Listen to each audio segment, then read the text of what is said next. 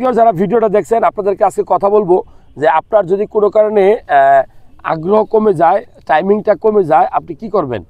আগ্রহ কেন কমে, টাইমিংটা কেন কমে, এটা হলো যদি আপনার বয়স বেশি হয়ে থাকে, আপনার বয়স যদি 40-এর উপর হয় তাহলে মনে রাখবেন যে আপনার শরীরে হরমোনের ঘাটতি হতে পারে, টেস্টোস্টেরনের ঘাটতি হতে পারে।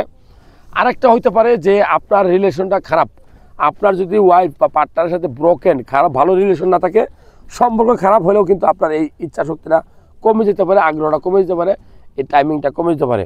আবার শরীরের ভিতরে যদি ডায়াবেটিস থাকে, ডায়াবেটিসের কারণে আমাদের পুরুষাঙ্গ যে রক্ত চলাচল সেটা ব্যাহত হইতে পারে, কারণ আর্টারিগুলার ভিতরে চর্বি জমে জমে অ্যাথেরোস্ক্লেরোসিস হয়ে অনেক সময় এই রক্ত সাপ্লাইটা কমে যায়। আসলে সেক্স বলতে কি বলতে পারবেন কেউ আপনারা? সেক্স মানে কি? এটা হলো পুরুষাঙ্গ, আমাদের এত নরম একটা অঙ্গ, কিন্তু এটা কেন শক্ত হয় বলতে পারবেন? এটা মূলত কিছুই না, এটা ব্রেনের খেলা, নার্ভাস সিস্টেম আর হলো রক্তের খেলা।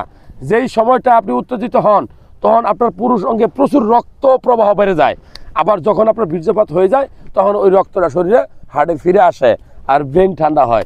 যাই হোক, এই টাইমিংটা কমে। আপনার যদি ডিপ্রেশনে থাকেন, হতাশায় থাকেন, আপনি সবসময় টেনশনের মধ্যে থাকেন, তাহলে আপনি কখনো টাইমিং দিতে পারবেন না।